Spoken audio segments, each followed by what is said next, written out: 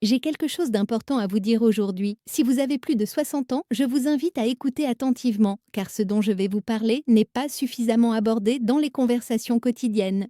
Il s'agit d'une activité aussi banale que prendre une douche, une routine quotidienne qui devrait être l'un des moments les plus sûrs de votre journée. Mais en réalité, certaines habitudes liées à la douche peuvent mettre votre santé en danger d'une manière que la plupart des gens n'envisagent jamais.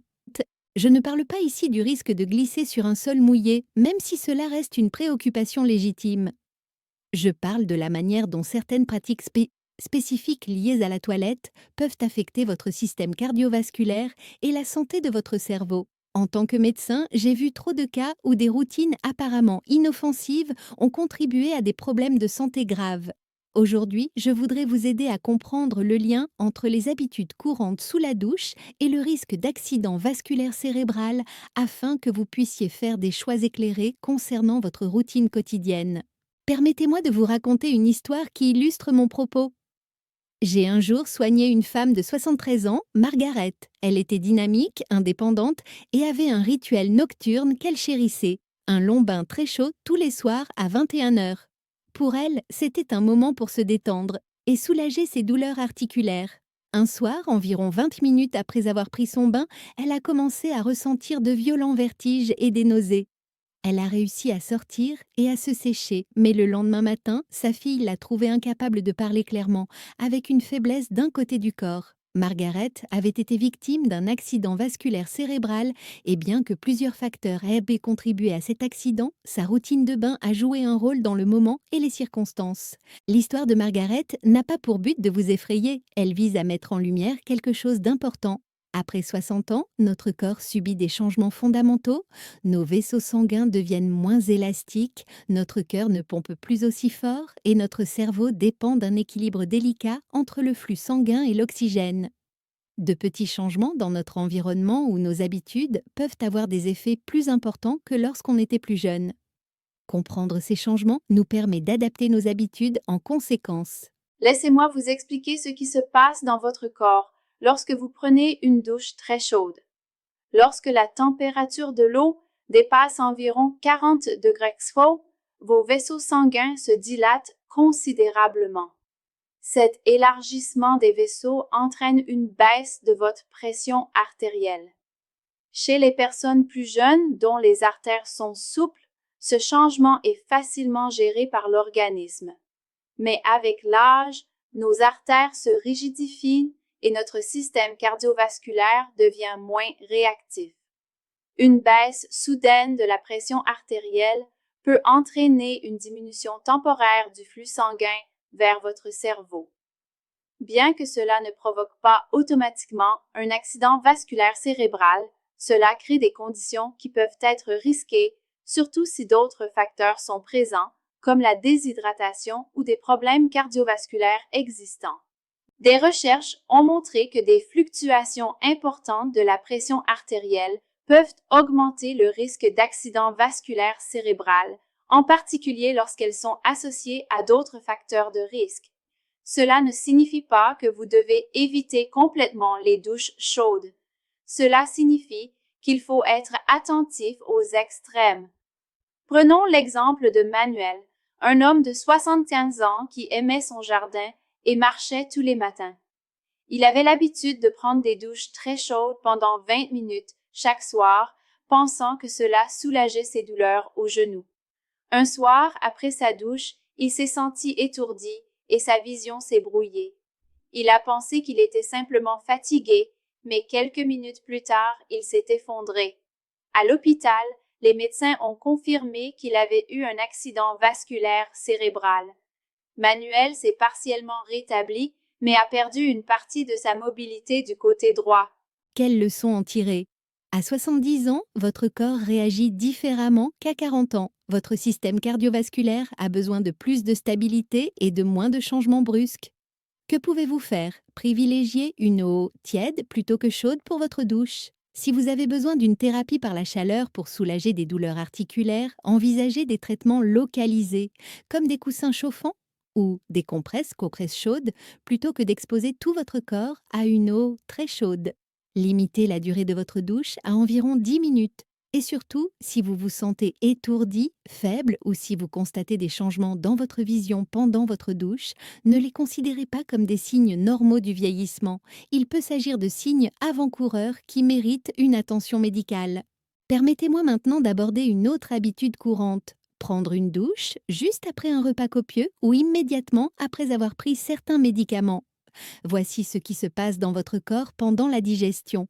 Après avoir mangé, votre corps détourne une partie importante du flux sanguin vers votre système digestif. Ceci est normal et nécessaire pour le traitement des aliments.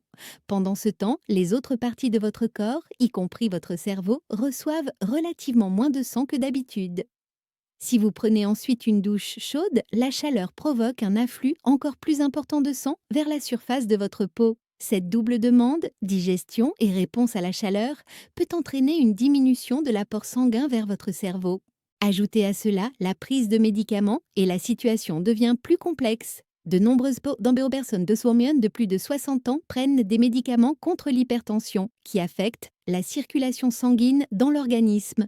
Lorsque vous combinez les effets de la digestion, des médicaments et de l'exposition à la chaleur, vous créez un scénario dans lequel votre tension artérielle peut chuter plus que votre corps ne peut facilement le compenser.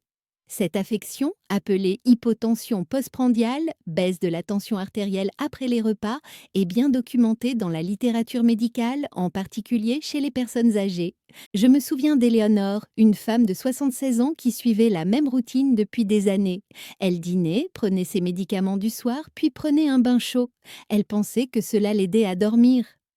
Un soir, environ 10 minutes après son bain, la pièce s'est mise à tourner. Elle s'est sentie faible et s'est effondrée. Son mari l'a trouvée inconsciente. Aux urgences, nous avons appris que sa tension artérielle avait considérablement baissé, ce qui avait contribué à son accident vasculaire cérébral. Eleanor a survécu, mais elle a gardé des troubles de l'élocution. L'expérience d'Eleanor nous enseigne que ce n'est souvent pas un problème majeur, mais une combinaison de facteurs mineurs qui créent un risque. Sa routine consistant à prendre un bain après avoir mangé et pris ses médicaments semblait inoffensive, car elle la suivait depuis des années sans problème. Mais le risque d'AVC s'accumule et ce que votre corps tolérait hier n'est pas garanti demain. La solution est simple, attendez au moins 1 heure après avoir pris un repas copieux avant de prendre une douche. Attendez au moins 1 heure après avoir pris des médicaments qui affectent la pression artérielle avant de vous exposer à la chaleur. Donnez à votre corps le temps de se stabiliser. Permettez-moi d'évoquer une autre pratique qui me préoccupe. Passez beaucoup de temps dans une salle de bain humide et mal ventilée. Beaucoup de gens apprécient cela, trouvant cela relaxant, presque comme une expérience de spa à domicile. La salle de bain se remplit de vapeur, les miroirs s'embuent, hâter l'air chaud et humide est apaisant. Mais il y a ici un problème caché lié au taux d'oxygène. Lorsqu'une petite salle de bain se remplit de vapeur et que la ventilation est insuffisante, la concentration d'oxygène dans l'air diminue. Vous ne le remarquez pas consciemment car la chaleur est agréable, mais votre corps le remarque. Votre cerveau a besoin d'un apport constant en oxygène. Il utilise environ 20% de l'oxygène de votre corps alors qu'il ne représente qu'environ 2% de votre poids corporel. Lorsque la disponibilité en oxygène diminue, même légèrement, votre cerveau dispose de moins de ressources pour fonctionner de manière optimale. Combiné à la baisse de pression artérielle due à l'exposition à la chaleur, cela peut créer une situation risquée. J'ai soigné un homme de 71 ans, Thomas, qui aimait commencer sa journée par une longue douche dans sa petite salle de bain sans fenêtre. Il y passait 20 à 25 minutes, convaincu que la vapeur soulageait son arthrite. Un matin, sa femme a entendu un bruit sourd. Elle a trouvé Thomas sur le sol, à peine conscient. À l'hôpital, nous avons déterminé qu'il avait subi une baisse importante de son taux d'oxygène dans le sang, ce qui avait contribué à son évanouissement et aux complications qui ont suivi. Thomas s'est rétabli, mais cet incident a considérablement changé sa vie. La solution est simple, ne prenez pas de douche pendant plus de 10 minutes une coupante de totouille. Gardez toujours une fenêtre ouverte ou utilisez un ventilateur d'extraction. Assurez-vous que l'air circule. Si vous commencez à vous sentir étourdi ou essoufflé pendant votre douche, sortez immédiatement et allez prendre l'air. Ce ne sont pas seulement des signes de vieillissement, ce sont des signaux envoyés par votre corps pour vous indiquer que quelque chose ne va pas. Je voudrais maintenant aborder une tendance qui est devenue populaire récemment, l'immersion dans l'eau froide et les douches froides. Vous avez probablement vu des influenceurs et des défenseurs du bien-être vanter les bienfaits de l'exposition à l'eau froide pour l'énergie et la circulation sanguine. Bien que cela puisse présenter certains avantages pour certaines personnes, je tiens à être clair sur les risques pour les personnes âgées. Lorsque de l'eau très froide entre soudainement en contact avec votre peau, votre corps réagit par une vasoconstriction immédiate, c'est-à-dire que vos vaisseaux sanguins se contractent brusquement. Cela provoque une augmentation rapide de la pression artérielle. Chez les personnes jeunes dont les vaisseaux sanguins sont sains et élastiques, le corps gère cette réponse au stress. Mais chez les personnes âgées dont les artères sont plus rigides, cette augmentation soudaine de la pression peut être vraiment dangereuse. L'augmentation rapide de la pression artérielle sollicite le système cardiovasculaire et peut potentiellement endommager les parois des vaisseaux sanguins. Votre corps tente de réparer les dommages et ce processus de réparation implique parfois la formation de caillots. Un caillot qui se détache peut circuler dans votre sang et potentiellement bloquer le flux sanguin vers votre cerveau. C'est l'un des mécanismes pouvant entraîner un accident vasculaire cérébral. Je me souviens de James, un homme de 68 ans qui était fier de sa forme physique. Après avoir regardé un documentaire sur la thérapie par l'eau froide, il a commencé à prendre chaque matin une douche glacée. Pendant plusieurs semaines, il s'est senti plein d'énergie. Puis, un lundi matin, sa femme a entendu un bruit provenant de la salle de bain. Elle a trouvé James allongé sur le sol, incapable de bouger le côté gauche de son corps et ayant du mal à parler. À l'hôpital, nous avons confirmé qu'il avait eu un accident vasculaire cérébral. La hausse soudaine de sa pression artérielle, due à sa routine de douche froide, avait été un facteur contributif. La situation de James illustre un principe important. Ce qui convient à un groupe d'âge ou à une personne peut ne pas convenir à un autre. Après 60 ans, votre système cardiovasculaire ne supporte tout simplement plus aussi bien les extrêmes. Votre cœur travaille plus fort, vos vaisseaux sont moins souples et votre cerveau a besoin de stabilité plutôt que de choc. Si vous voulez vous sentir revigoré, commencez par de l'eau chaude et refroidissez-la progressivement vers la fin de votre douche. Ne vous exposez jamais brusquement à de l'eau extrêmement froide. Écoutez votre corps et si vous ressentez une gêne thoracique, des vertiges importants ou d'autres symptômes inquiétants, arrêtez immédiatement et demandez de l'aide. Une autre question de timing que je dois aborder est celle de la douche très tard le soir, juste avant de se coucher. Beaucoup de gens en ont fait leur rituel nocturne. Une douche chaude à 10 ou 11 heures, puis directement au lit. Cela semble logique et relaxant. Mais il y a ici une considération physiologique. La nuit, votre corps suit naturellement ce que nous appelons un rythme circadien. Votre température corporelle baisse légèrement, votre tension artérielle diminue et votre rythme cardiaque ralentit, tout cela vous préparant au sommeil. Lorsque vous prenez une douche chaude tard le soir, vous inversez temporairement certains de ces processus naturels. Votre température corporelle augmente, vos vaisseaux sanguins se dilatent et vous pouvez perdre des liquides par la transpiration sans même vous en rendre compte. Cela peut entraîner une légère déshydratation et une baisse de la pression artérielle, alors que votre corps est déjà dans un état vulnérable pour le sommeil. Pour les personnes âgées, cette combinaison peut être problématique. Des recherches ont montré que des accidents vasculaires cérébraux peuvent survenir pendant le sommeil et que des facteurs tels que l'hypotension artérielle et la déshydratation peuvent contribuer à ce risque. Je m'occupais d'une femme de 82 ans, Dorothy, qui prenait une douche tous les soirs à 23 heures avant de se coucher. Elle considérait cela comme un moment de tranquillité après une longue journée. Un matin, son fils l'a appelée et a immédiatement remarqué que quelque chose n'allait pas. Dorothy avait du mal à articuler, elle semblait confuse et ne pouvait pas bouger correctement sa main droite. Elle avait eu un accident vasculaire cérébral pendant la nuit. Bien que nous ne puissions pas affirmer que la douche en était la cause directe, le moment choisi et sa routine ont probablement créé les conditions qui ont contribué à cet événement.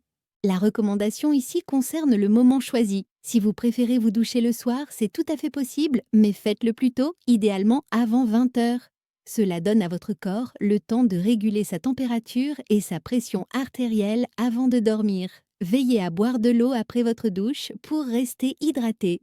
Et encore une fois, soyez attentif aux signes avant-coureurs tels que les vertiges ou les troubles visuels. Je voudrais maintenant prendre un moment pour expliquer plus clairement les aspects scientifiques qui sous-tendent tout cela, car une bonne compréhension vous aide à prendre de meilleures décisions. Considérez votre système circulatoire comme un réseau de tuyaux transportant des ressources vitales dans tout votre corps. Lorsque ces tuyaux sont neufs et souples, ils supportent facilement les changements de pression. Mais avec le temps, ils deviennent plus rigides, accumulent des dépôts et perdent leur capacité à s'adapter rapidement. Tout changement soudain, chaleur extrême, froid extrême ou réduction de l'oxygène, provoque des fluctuations de la pression artérielle que votre système cardiovasculaire vieillissant a du mal à gérer efficacement. Votre cerveau dépend énormément d'un flux sanguin régulier. Contrairement aux gapokrebsisnosk qui peuvent fonctionner brièvement sans oxygène optimal, votre cerveau a besoin d'un apport constant. Il ne peut pas stocker d'oxygène ou de glucose pour une utilisation ultérieure. À chaque instant, le sang doit lui fournir ces éléments essentiels. Lorsque la pression artérielle baisse trop, l'apport ralentit. Lorsque la pression augmente trop, les parois des vaisseaux peuvent être endommagées. Ces deux scénarios augmentent le risque d'accident vasculaire cérébral. Il y a ensuite le problème des caillots sanguins. Pensez à une rivière. Lorsque l'eau coule fortement, elle emporte tout sur son passage. Mais lorsque le débit ralentit, des débris s'accumulent et peuvent donc créer des obstructions. Votre sang fonctionne de manière similaire. Une bonne circulation permet aux cellules sanguines de se déplacer sans encombre. Mais lorsque la circulation ralentit, en raison d'une pression artérielle basse, d'une déshydratation ou d'une réduction de l'oxygène, les cellules sanguines peuvent s'agglutiner. Ces agglomérats peuvent former des caillots. Et si un caillot bloque une artère alimentant votre cerveau, un accident vasculaire cérébral se produit. Dès que les cellules cérébrales sont privées d'oxygène, même pendant quelques minutes, elles commencent à mourir et ces dommages sont permanents.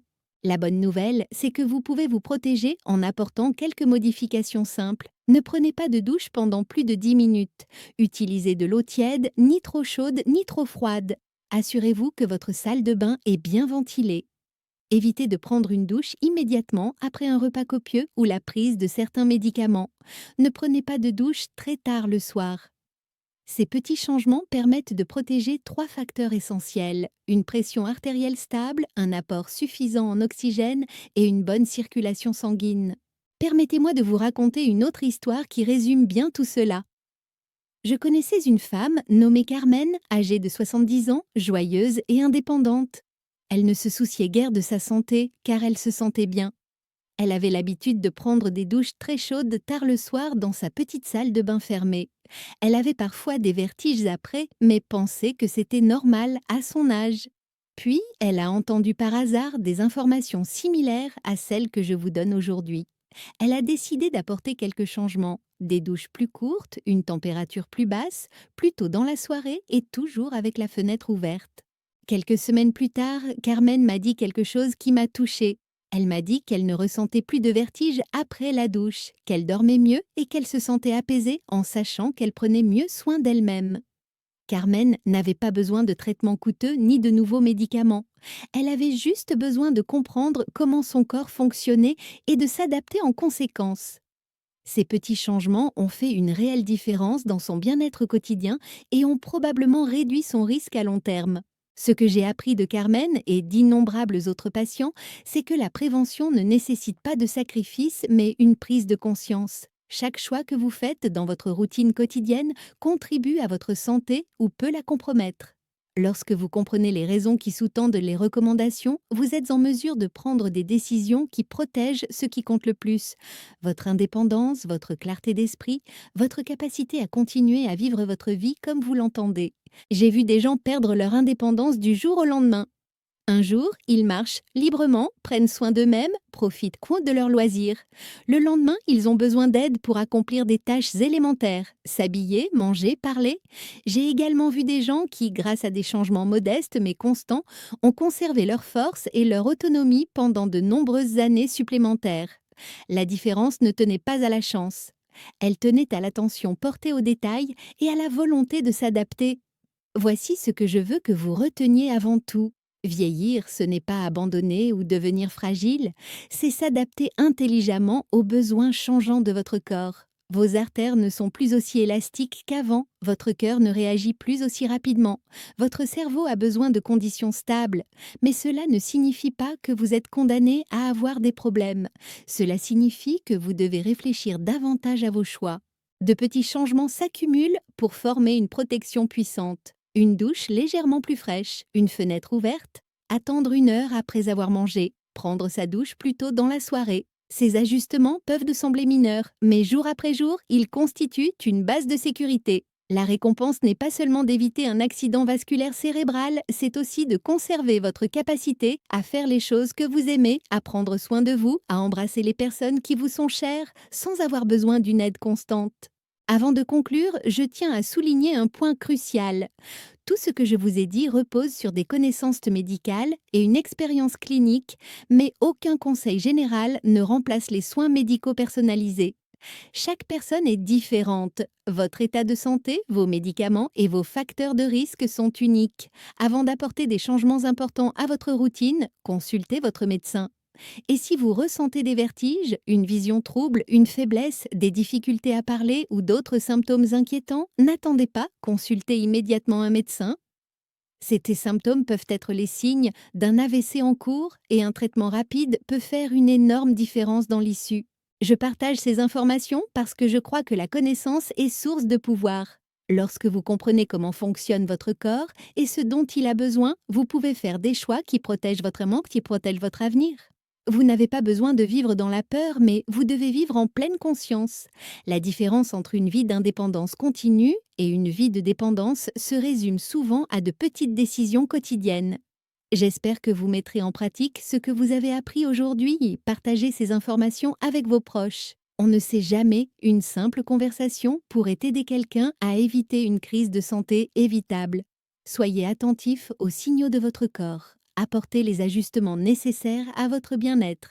Et n'oubliez pas que chaque choix conscient que vous faites est un investissement dans votre santé, votre indépendance et votre qualité de vie future. Votre vie est précieuse et chaque jour est l'occasion de prendre soin de vous de manière judicieuse. Le pouvoir réside véritablement dans les détails et ces détails sont entre vos mains.